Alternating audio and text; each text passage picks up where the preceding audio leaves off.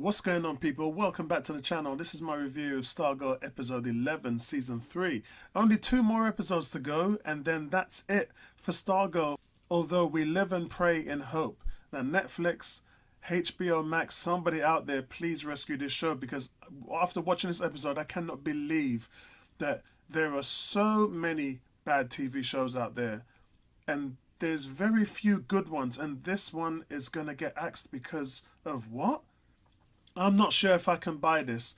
Producers at Netflix or Amazon Prime must be looking at this thinking this is a show that they could afford to keep going on for at least another 2 or 3 seasons, because it's got such a loyal fan base and the show's just really good. It's a restored Icicle. He was responsible. He's in league with the JSA's old enemy, Ultra-Humanite.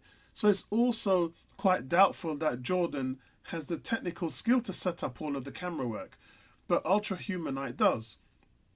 So I've been saying for a while, there's no coincidence that Ultra-Humanite killed the gambler after he discovered Jordan's feed. Sure enough, the end reveals that the pair are working together. So we picked this episode up a year previous, where it showed us what happened at the end of the fight between Icicle and Courtney, where Mike ran him over. Now, over the course of time, we see there's trees in the background and the moon is kind of going through its lunar cycle, and you see over a time the water retracts back together, which then begins going down a sewer drain. This plays out in the same way as John Osterman from The Watchmen, who pieces himself together atom by atom and succeeds in recreating himself with a new being, and he'll become known as Dr. Manhattan. Jordan went through the same thing here, rebuilding his body back after a year, and also saying that he feels much more powerful than he ever was in his new body. But there's a caveat to that. Now, he was lying about being in cahoots with Ultra-Humanite, which I've been saying all along. And he was lying about killing the Crocs when he said it was an accident. Jordan wants to be good and he thinks the ends justify the means. But the real question is, guys, is what is Jordan's endgame? What's his plan? I do believe him when he says he wants to change the world, but that doesn't mean anything good. Remember, guys, cast your mind back to season 1. Project America was the Injustice Society of America's end goal. That was their reason for moving to Blue Valley in the first place.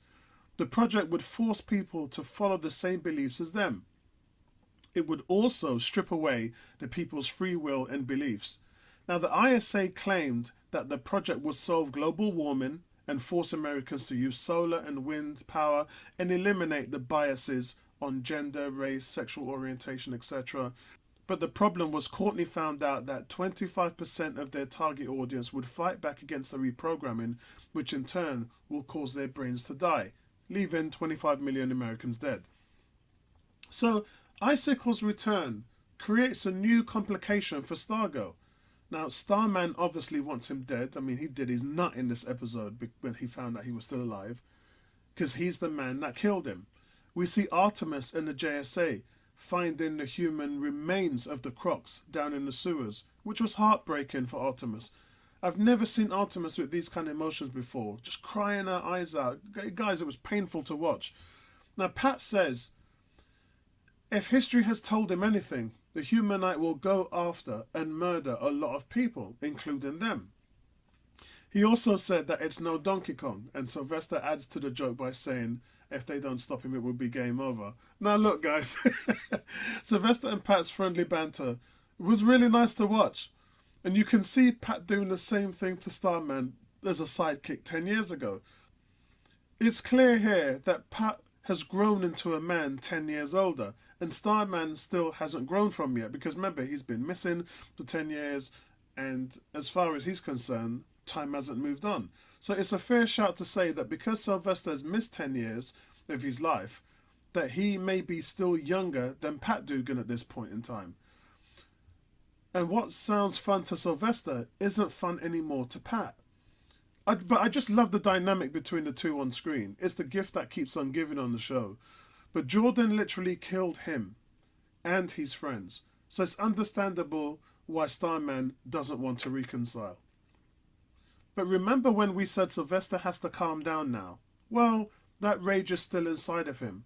Wanting to get revenge for being killed by Icicle is all he's thinking about now. And he doesn't care what anybody else thinks.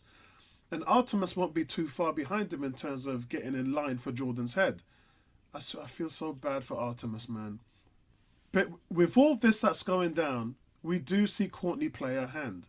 Look, guys, she loves Cameron. And this love is forcing her to give Jordan a chance. Barbara hasn't sort of made up her mind yet on Jordan. She's always been very grounded that way.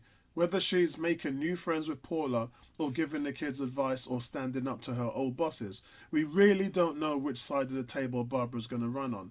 Because her and Jordan did have a special friendship. She was changing him or had forced some change in him. Although I still think Courtney is trying to force herself to give Jordan a chance only because of her love for Cameron, it perfectly shows Courtney's turmoil. If she goes for Icicle, she'll lose the man she loves. She's compelling in that way to watch, especially when she goes against what the whole team feels. Let's go back, guys. She was in Cindy's corner when everybody wanted Cindy in the ground. She backed Cameron when her team totally went against her. And now she's flying the flag with Icicle.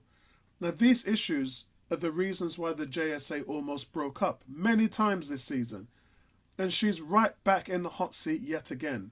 Even worse still, she's backing the man who murdered the Crocs, not to mention her mentor in Sylvester. She was right about Cindy and Cameron, but I'm afraid this time she's wrong. Speaking of Cindy, she finally joins Mike and Jakeem on their quest to get to the bottom of the Ultra-Humanite. They also showed some anger with Artemis' strength level when she threw the weight on the door. And I brought this up before in the comics. Sportsmaster, Tigress and Artemis are all normal humans at their peak level of training. Years later, in the comics, Artemis adopted her mother's alias as Tigress. But the show continues to display strength levels beyond the comics. Now look, I've always had an explanation for this, and you guys who follow my videos have heard me say this before. The Super Soldier Serum was a success for Steve Rogers. T'Challa was originally enhanced by the heart-shaped herb. Deathstroke, Slade, was different in the comics because he was a metahuman, but on the TV series, Slade was injected with an experimental Mirakuru serum. I believe I said this in season 1 that the Crocs probably also went through this because Mirakuru is canon on the Arrowverse. It's a different version to Our Man's Miracolo. I think that the link between Miracolo and Mirakuru is probably in the same way as a TV show in the comics. So I do think that they are superhuman in that regard. Now Jakeem attempts to wish away Jordan's powers for everyone's safety, but the Thunderbolt rejects the wish because Jordan would die if his powers were removed. He is essentially made of ice now, and his powers are the only things that's preventing him from melting back into a puddle. Now it's clear that Cameron just wants things to go back to the way they were. He told that to Courtney. And when Jordan tells his family that Mike was responsible for his death, Cameron actually doesn't reveal that he knows the truth to Courtney, sort of merely insisting that they can have a fresh start. And Cameron invokes others getting a second chance too. I think that was... Look, he played his hand by saying if the Crocs and Cindy deserve a second chance, then his father deserves one too.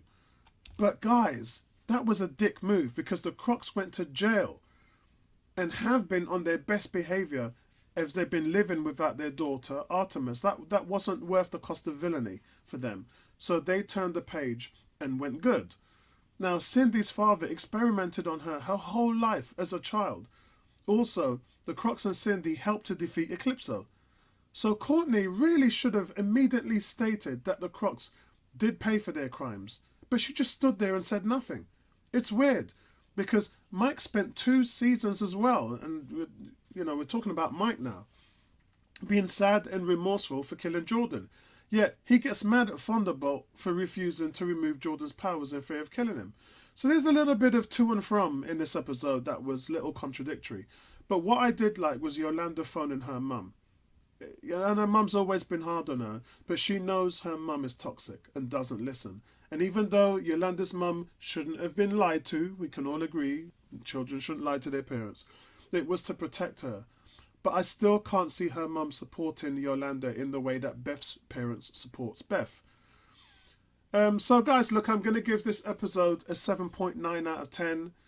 And look, it's getting stronger. There's 2 more episodes left to go. And just a question for me, though, guys, to you. I wonder if the Ultra-Humanite brought Starman back to life and if Starman's under his control. It's always been in the back of my mind this season that this might not be the Starman that we know, and it could be someone who's been manipulated. I brought this up 2 or 3 times in my reviews, but just seeing an Ultra-Humanite there now, that can't be out of coincidence. By the way, I wasn't impressed with the CGI on him at all. It did look a little bit like The Flash, which, yeah, I'm not used to on this series because this series has always been known to have a high quality CGI. So that kind of took me out of it a little bit. I was like, whoa, really? The special effects team that did the Wonder Woman film, the first one, and worked on the Marvel Winter Soldier movie, this is the same team? So, wow, budget must be drying up somewhat on this show now to get it to an end for them to put that CGI out the way that they did. So guys, listen, that's it from me. Let me know what your thoughts are in the comment section below, and I'll talk to you in the next one. Peace out.